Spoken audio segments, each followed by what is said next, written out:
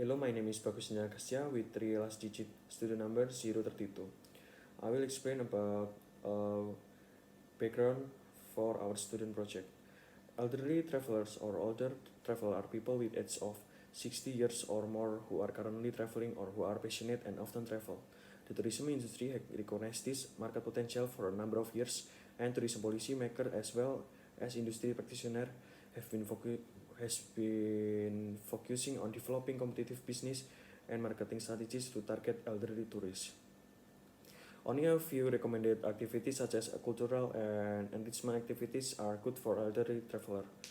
A good elderly tourism program should refer to the result of a survey that identifies the key factors in elderly citizens' decision to take travel. The industry should realize that elderly may not proper to do all activities which are safe related to their physical condition and health. Tourism activities can help senior fix mobility issues, contribute to the maintenance of health, prevent social isolation, physical fitness and independence, and enable to the senior to reinventing the meaning of life. Many older people who feel well enough have both desire and capacity to take long overseas holiday. They improve financial stability, better quality of life, and improve care of chronic illness after retirement are factors that increase in travel in this age group. Hello, my name is Herawaty Widiyoga with last year's student number 175. So every year the number of elderly traveler is increasing in line with the increasing number of traveler each year. Based on data from the World Tourism Organization, the number of international tourist arrival in 2019 reached 1.4 billion, and Asia became the main destination for the elderly travel with the percentage of 54.4%. Looking forward, with the increasing number of travelers and the decreased immune system of elderly travelers, this can cause many diseases that can arise when traveling, such as motion sickness, jet lag, hyper or hypothermia, malaria, travel diarrhea, etc. Through this student project, we summarize several aspects related to elderly traveler from medical point of view and other medical references. Hello, my name is Elkurnia with NIM 006. So this is the origins of elderly travelers based on WHO data. So the first place is taken by Europe with 49.1%. The second place is North America with 36.4%, and the least is Asia with 6.7%. Next, so this is the problem identification of our student projects. The first one is what is the management of elderly traveler? The second one is what are the travel-related diseases in elderly? The third is how to prevent travel-related diseases in elderly. The fourth is what are the pre- and post-traveling management in elderly? And the last one is how to help elders in traveling safely. Next, this is the purpose of our student project. The first one is to understand how to manage traveling for elderly. The second one is to understand travel-related diseases in elderly. The third is to understand how to prevent travel-related diseases in elderly. The fourth is to understand the pre- and post-traveling management in elderly. And the last one is to help elders in traveling safely. Next, the significance of our student project. So through this paper, by understanding the management, travel-related diseases in elderly while traveling, and preventions of itself. And we, the writers and readers, will be able to manage elderly travelers properly and know the management in pre- and post-traveling in elderly. So thank you. The next will be my friends. Good afternoon. My name is Claudia. I'm number 058, and now I will explain how to manage the travel for elderly. So there are 4 things that have to be considered, such as the pre-travel counseling. In pre-travel counseling, one should include and assess the previous and the current health condition, vaccine sensitivity, and drug-drug interaction. And the second one is the assessment of the comorbidities that should include the assessment of several organ systems, with which the most disease being in the pulmonary, coronary artery, thromboembolism, and malignancy. And the third factor are vaccines. Vaccines are very important because as people age, they will be more susceptible to diseases because their immunity will be lower. So we have to consider giving them vaccine. The fourth factor is the specific travel concerns, which is very important as well. It includes jet lag, different altitudes, and travelers diarrhea. Thank you. Hello, my name is Putri Agnes Monica with last number student 100. Now let me explain about risk factor for elderly travel related disease. There are seven risk factor. First is cardiovascular system. Sometimes in cardiovascular system, decline of cardiac output, systolic hypertension, and arteriosclerosis can cause of coronary artery disease. Second is respiratory system. There are many changes such as decrease in vital capacity, increase in residual volume, reduction amount of productive mucus, and third is from gastrointestinal system. In gastrointestinal system, decrease saliva production, slowing of peristaltic, and also reduced pepsin. And in elderly skin, decrease the amount of collagen and elastin. And in the musculoskeletal, many elderly have sarcopenia. Sarcopenia is change in composition fat mass and muscle mass. In elderly immune system, decrease due to aging process. And another problem in elderly is polypharmacy because of their chronic disease. Thank you. My name is Bryan with the last digit number 053. Next is the traveler disease in elderly for travel by air. So there are two types, which is non-communicable disease, and the second type is the communicable disease. So in the non-communicable disease, NCD, the first one is hypoxia. Hypoxia because of the air pressure in the cabin is so low so that the oxygen in the blood will also decrease.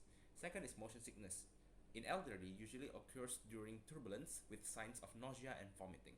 The third one is circulation problem due to immobility, because sitting for a long time may obstruct blood flow regulation, so the extremity will be swollen and will feel pain in the elderly. The fourth one is jet lag. It is the disturbance of the circadian rhythms due to long flights. The next one is the communicable disease. The first one is influenza. Influenza usually spread with direct from human to human by air droplets, which is prone in a flight environment. The next one is SARS-CoV-19. Because of the virus, SARS-CoV-19 can spread into the air droplets easily, especially in a closed environment, like an airplane. I'm Vicky Samantha with student number 079. Traveler diseases in elderly for travel by sea. These diseases are also divided into two categories, non-communicable and communicable. For the non-communicable disease, there are gastroenteritis, which is related to food or water hygiene consumed on board, and motion sickness, which usually occurs during turbulence, with nausea and vomiting as its signs. For the communicable disease, there are influenza, which usually spread directly by air droplets from human to human, SARS-CoV-19, which is caused by the SARS-CoV-19 virus in air droplets, and legionellosis, which spreads in tiny droplets of water or droplets that can cause pneumonia. Hello, my name is Intan Dalem Sukawati with 3 digit of student number 231. So there are several endemic diseases that can attack travelers on land, including malaria, traveler's diarrhea, dengue, and sunburn. So there are two classifications, which is non-communicable disease and communicable disease. So the first one is non-communicable disease, such as traveler's diarrhea. So it is the most serious travel-related health condition affecting 20 until 50% of foreign travelers, and most of them because of bacterial infections, for example, enterotoxin of Escherichia coli, Salmonella, and Shigella, and etc. Second one is sunburn.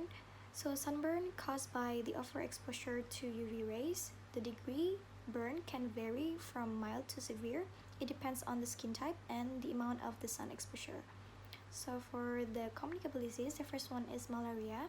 So travelers from non-endemic area visiting endemic region are at an especially high risk to contracting malaria. that caused by 5 genes of protozoa that belongs to the Plasmodium genus. And for the last one is dengue fever. So dengue is a disease caused by any 4 associated virus and caused by mosquitoes. The general symptom of dengue fever including headache, rash, and for the pain are less common in elderly. And it is very important to mention that elderly stayed in the hospital longer. Next. Good afternoon, my name is Trisha Saraswati, number 152. Precautions before starting the trip. Elderly travelers must prepare carefully before visiting some places. First, they have to find information about the place they are going to visit, about the weather condition, and also determine whether the place is safe to visit or not. Next, elderly travelers must do physical checkup to a general practitioner. This is to ensure that they are in a good health condition and possible to travel.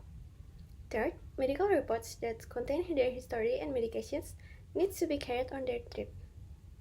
Next, if they are on certain medications, remember to bring sufficient amount of medicines or even more just in case the trip is extended. Good morning, my friend. Good morning, doctor. My name is Nareswara, student number 135. I would like to tell you about the pre-travel management. There are several things that all travelers have to know, like a travel diarrhea, jet lag, altitude illness, travel insurance, and some diseases that are endemic in the country while they're going to. To deal with those issues, there are several things that can be done. The first one is pre-travel counseling. Counseling is done to help the older traveler to prepare for potential risks of travel and give them a guidance. And the second is vaccine. The travel medicine specialist will help them to recommend which vaccine should be done based on what country to travel. And the last one is assessment of comorbidities. This assessment is done by the travel medicine specialist, including assessment of cardiovascular disease, pulmonary disease, malignancy, and thromboembolic. Thank you.